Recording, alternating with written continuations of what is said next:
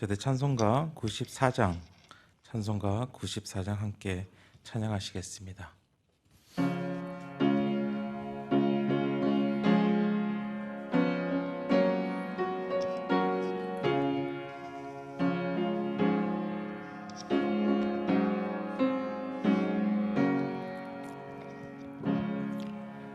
주 예수보다 더 귀한 것은 없네.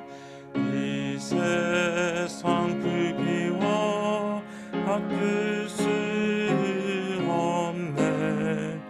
영 죽은 내 대신 돌아가신 그 놀라운 사랑 잊지 못해. 세상 즐거움 다 버리고 세상 자랑 다 버렸네. 주 예수보다 더 귀한 것은 없네. 예수밖에는 없네. 주 예수보다 더 귀한 것은 없네. 이 세상 명예와 바꿀 수 없네. 이전에 즐기던 세상에도 주 사랑하는 마음 뺏지 못해. 세상 즐거움 다 버리고 세상 자랑 다 버렸네. 주 예수보다 더 귀한 것은 없네. 예수밖에는 없네. 주 예수보다 더 귀한 것은 없네. 이 세상 행복과 바꿀 수 없네. 유혹과 핍박이 몰려와도 주 섬기는 내 마음 변치 않아. 세상 즐거움 다 버리고 세상 자랑 다 버렸네. 주 예수보다 더 귀한 것은 없네. 예수밖에는 없네. 아멘. 오늘 아침 함께 나눌 하나님의 말씀은 골로새서 1장 24절로 29절까지 말씀입니다. 골로새서 1장 24절로 29절 말씀 함께 교독하시고 마지막 절은 함께 읽도록 하겠습니다. 나는 이제 너희를 위하여 받는 괴로움을 기뻐하고 그리스도의 남은 고난을 그의 몸된 교회를 위하여 내 육체에 채우노라. 내가 교회의 일꾼 된 것은 하나님이 너희를 위하여 내게 주신 직분을 따라 하나님의 말씀을 이루려 함이니라. 이 비밀은 만세와 만대로부터 감추어졌던 것인데 이제는 그의 성도들에게 나타났고 하나님이 그들로 하여금 이 비밀의 영광이 이방인 가운데 얼마나 풍성한지를 알게 하려 하심이라. 이 비밀은 너에게 안에 계신 그리스도시니 온 영광의 소망이니라. 우리가 그를 전파하여 각 사람을 권하고 모든 지혜로 각 사람을 가르침은 각 사람을 그리스도 안에서 완전한 자로 세우려 함이니 이를 위하여 나도 그대 속에서 능력으로 역사하시는 이의 역사를 따라 힘을 다하여 수고하노라. 아멘. 어떤 한 사람의 삶이 우리의 삶에 영향을 줄 때가 있습니다.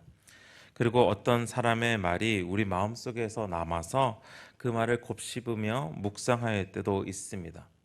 그렇기에 그 사람의 삶을 담고 싶고 또 그 사람의 한마디의 말은 우리 인생을 바꿀 수도 있습니다.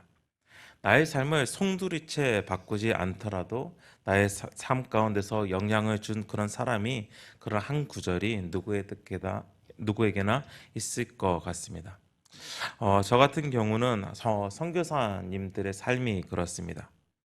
이미 언론에서 많이 소개되었고 또 그분의 삶이 책으로나 영화로 나타난 선교사님이 계십니다.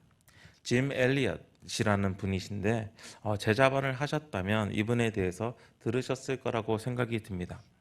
짐 엘리엇 선교사님은 그의 친구들과 당시 미지의 세계라고 할 수 있었던 남미 에콰도르로 떠나게 됩니다. 그에게는 어떻게 보면 와우다니족이라고 불리는 그 부족의 마음이 끌렸던 것이에요.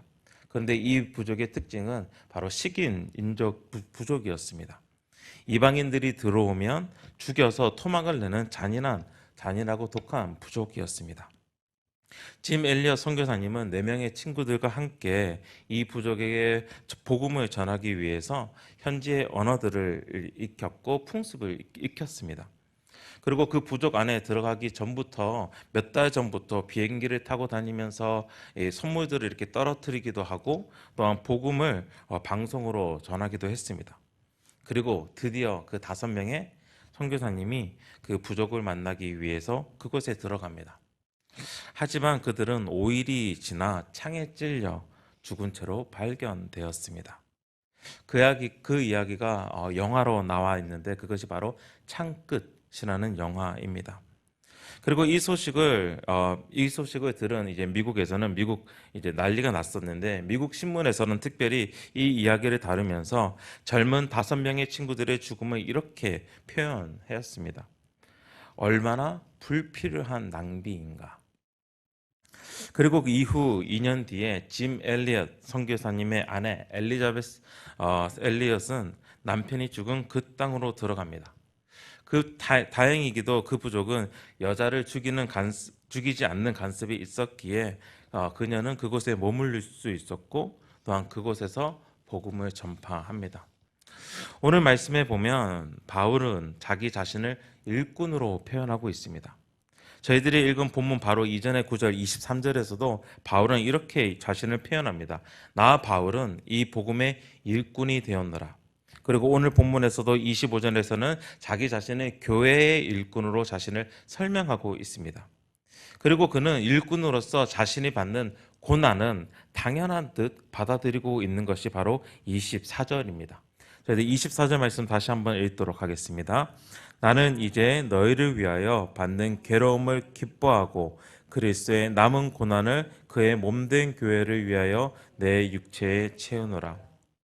자기 자신을 일꾼으로 표현하고 있는데 이 일꾼은 노예라는 관점보다는 섬기는 자 또는 돕는 자라고 해석하는 것이 옳습니다. 바울은 다른 편지에서 자기 자신을 종으로 표현할 때가 있었어요. 그렇지만 그는 종이라는 이미지보다는 오늘 말씀 가운데서는 오히려 돕는 자, 돌보는 자, 섬기는 자로 자신을 표현하고 있습니다. servant, 종이라는 이미지보다 minister, 어떻게 보면 목사 또는 사역자로 번역이 가능한 이 단어를 사용하고 있다라는 거예요. 만약 그가 자기 자신을 종으로 표현했다면 고난을 받는 것이 좀 당연하게 저희들에게 받아들이는데 오히려 돕는 자, 섬기는 자라고 우리가 해석을 한다면 우리는 조금은 우리의 섬김에 대해서 묵상이 필요한 것 같습니다. 왜냐하면 이 섬김에는 헌신이 요구된다라는 것이죠. 헌신에는 나의 고난, 나의 고통이 따른다라는 것입니다. 나의 중요한 것을 주어야 하는 때가 있다는 것이고, 때로는 나의 삶을, 때로는 나의 살을 떼어 버려야 하는 고통이 따른다라는 거예요. 누군가를 돕고 돌본다라는 것은 내가 여유가 있기 때문에, 아니면 내가 남는 것이 있기 때문에 그 남는 것을 줌으로써 도와주는 것이 아니라, 오히려 나에게 아픔이 따르고 고난이 오더라도 그 역할을 감당해야 한다라는 것이죠. 그것이 바로 섬기는 자의 모습이라는 것입니다. 그것이 바로 일꾼, 돕는 자의 섬김이라는 거예요. 그렇게 우리는 우리의 섬김에 대해서 잠시 좀 묵상해 보았으면 좋겠어요. 나의 섬김은 나의 어떠한 여유를 나누어 주어서 돕는 것인가? 당연히 그 도움도 필요하겠죠. 그렇지만 오늘 말하는 섬김은 나의 헌신, 나의 고난, 나의 아픔이 있더라도 도우는 자로 서야 한다라는 것입니다. 그리고 바울이 여기서 일꾼, 돕는 자라고 자신을 표현하였다면, 그러면 무엇을 돕는 자일까요?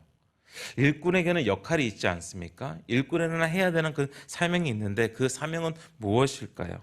저희들 25절 말씀 다시 한번 읽도록 하겠습니다. 25절입니다. 내가 교회의 일꾼 된 것은 하나님이 너희를 위하여 내게 주신 직분을 따라 하나님의 말씀을 이루려 함이니라. 일꾼이라는 그 사명이 있습니다. 직분이 있다라는 것이죠. 그리고 바울은 자신의 직분은 하나님의 말씀을 이루는 자라고 오늘 말씀 가운데서 표현하고 있습니다. 하지만 하나님의 말씀을 이룬다라는 이 원어적인 의미를 찾아보면 하나님의 말씀을 온전히 알게 한다라는 뜻을 가지고 있어요. 무슨 말이냐면, 자신이 일꾼으로서 자신의 역할은 다른 자들이 하나님에 대해서, 자신이 알고 있는 이 하나님을 온전하게 알게 하는 것이 자신의 역할이라는 것입니다. 그렇기 때문에 이 말씀이 바로 26절과 연결되고 있습니다. 26절에서는 비밀에 대해서 이야기를 해요. 만세와 만대로부터 감추어졌던 이 비밀에 대해서 알게 하는 것이 바로 그의 역할이라는 것입니다. 그리고 그 비밀이 얼마나 대단한 것인지, 자신이 고난을 받더라도 너희가 그 비밀을 알게 되면 자신이 기쁘게 이 고난을 받겠다라고 바울은 오늘 말씀 가운데서 고백하고 있습니다.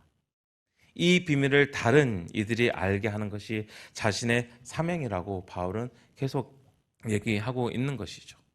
그리고 그 역할을 28절에서도 우리에게 보여주고 있어요. 하나님을 알게 하는 것. 저희들 28절 말씀을 다시 한번 읽도록 하겠습니다. 우리가 그를 전파하여 각 사람을 권하고 모든 지혜로 각 사람을 가르침은 각 사람을 그리스도 안에서 완전한 자로 세우려 함이니, 바로 예수 그리스도를 알게 하고 예수 그리스도 안에서 그들을 완전하게 세운다. 어떻게 완전하게 세운다는 것은 무엇이냐면 바로 하나님을 알게 하는 지식이 풍성하게, 하나님을 알게 하는 그 지식을 장성하게 하는 그것이 바로 그의 역할, 바로 가르친다는 말들이 바로 그것을 우리에게 보여주고 있습니다. 바로 이 비밀을 가르쳐주기 위해서 바울은 자신이 받는 고난도 기쁘게 받겠다라고 이야기를 하는 것입니다. 바울이 자신의 고난 가운데서도 그 고난을 기쁘게 받고 그 비밀을 다른 이들에게도 알게 하려는 그 이유는 무엇입니까? 그 이유는 이미 그는 하나님을 알므로써 그 영광의 풍성함을 경험하였기 때문이죠. 그리고 그 영광이 자신에게는 가장 중요한 가치로 그의 마음 가운데 머물러 있기 때문입니다. 그것이 바로 천국에 대한 가치죠. 저희들이 1장 처음에 골로새서의 말씀에 보면 이제 골로새에 있는 교인들에 대해서 칭찬을 하잖아요. 예수 그리스도를 믿는 믿음에 대해서 칭찬을 하고, 성도들에 대한 사랑에 대해서 칭찬하고, 그리고 하늘에 대한 소망에 대해서 칭찬을 하고 있는데, 바울은 이 소망, 하늘에 대한 소망, 이 천국의 소망이 그에게 가득 차 있었기 때문입니다. 그가 결국은 이 천국에 대한 가치, 미래에 나타날 영광에 대한 가치를 자기 마음 가운데 두었기 때문에 그는 그의 고난도 기쁘게 받을 수 있다라고 고백을 하는 거예요.